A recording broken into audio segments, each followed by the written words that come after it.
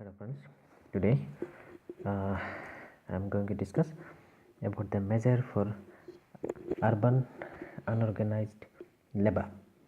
So welcome to my YouTube channel, that is IAS, IPS, ARS examination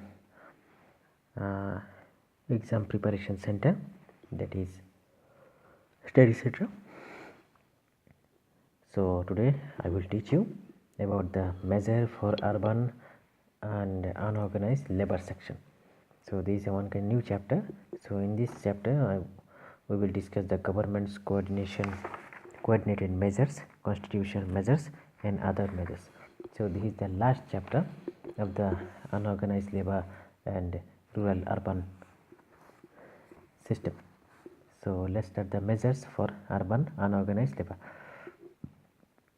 The measure to improve the unorganized sector should aim at removing the impediments like illiteracy and low productivity and lack of access credit and other facilities. This can help in providing labor and good livelihood opportunities. Governments and coordinated measures. Point number 1. It should be noted that the measures are needed not only in the area of employment and the livelihood opportunities but also the area of infrastructural services including housing, water supply, sanitation, education and training, and health and medical care, as pointed out by the central government through cities engines growth contribute nearly 55% of the India's GDP policies. Economic growth have not been led to improvement in the lives of urban poor. It is necessary to evolve the plan of action and integrated development of urban areas in a suitable and sustainable, equitable, human, inclusive manner. Right politics and programs and projects can effectively meet the challenges of deprivation in urban context. However, the dimension of poverty undergo the transformation and priorities seem to change with the size of urban settlements, security, tenure, for shelter as well as employment that is primarily informal and access to basics infrastructure and social services, affordable cost, and ability to subsidize the credit of social political space, and emerge of the factors of hugely impact of poverty and equality of life of the urban.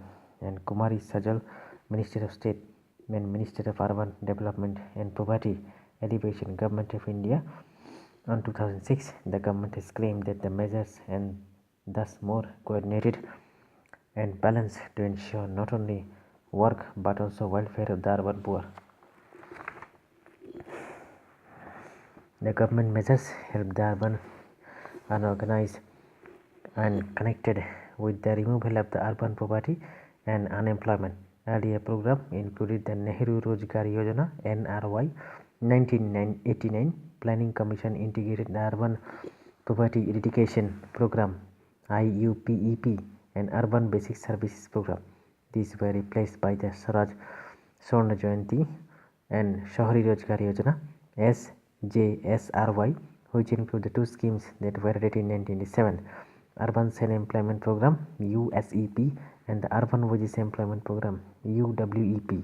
The USEP program aims at helping the urban poor for setting gainful self-employment ventures, helping the urban poor women in setting up similar ventures and programs for upgradation and acquisition of vocational and entrepreneurial skills by the beneficiaries and political beneficiaries. The UWEP aims at helping the urban poor living below poverty line with the jurisdiction of the urban local bodies by utilizing their labor for construction of society and economically useful for public assets. Officially notified the minimum wages are to be paid and beneficiaries of this program. The SJSRY schemes seeks to be provided gainful employment and to the urban and unemployed or the underemployed poor and encouraging self-employment ventures and provision of wages of inputs and be through the medium of urban local bodies and communities structures. For example, ensure professional training who are dealing with the schemes in the area of skill upgradation, entrepreneurship development special program in association with the Entrepreneurship Institute of India, Ahmedabad, and the National Institute of Entrepreneurship and Small Business Development, New Delhi, are arranged.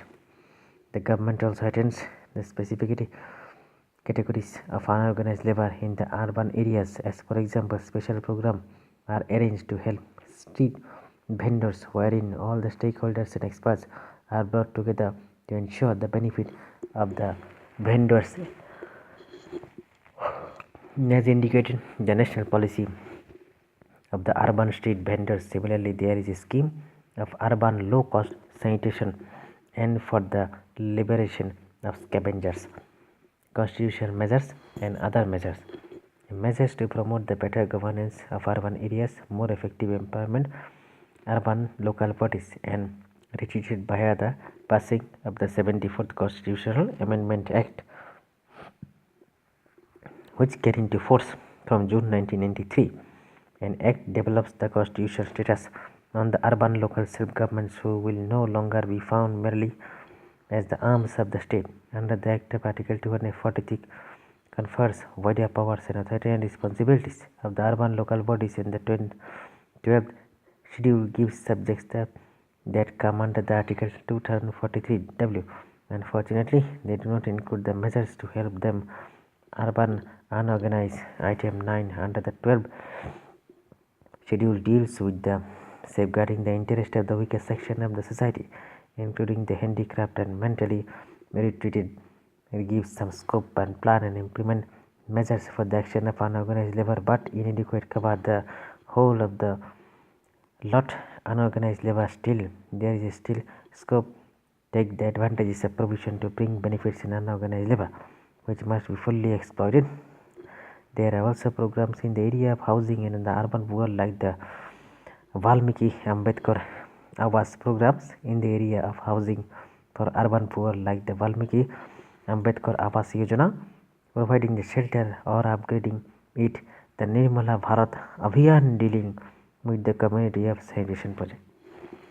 Other measures, there are also several other measures involving the partnership with the NGOs, providing microfinance facilities or helping the unorganized and get loans the constitution institution finance from the bank. For the urban poor, it may be concluded that the scheme for the urban unorganized poor labor are large in number, helping the variety of categories of labor and offering the wide range of services. If these programs are expanded and implemented effectively, then urban unorganized may benefit tremendously. So this is the chapter. So this chapter is finished totally. In the next chapter, I will teach you the empowerment of the marginalized women and children. So friends, if you like my video, like it and share it. Thank you.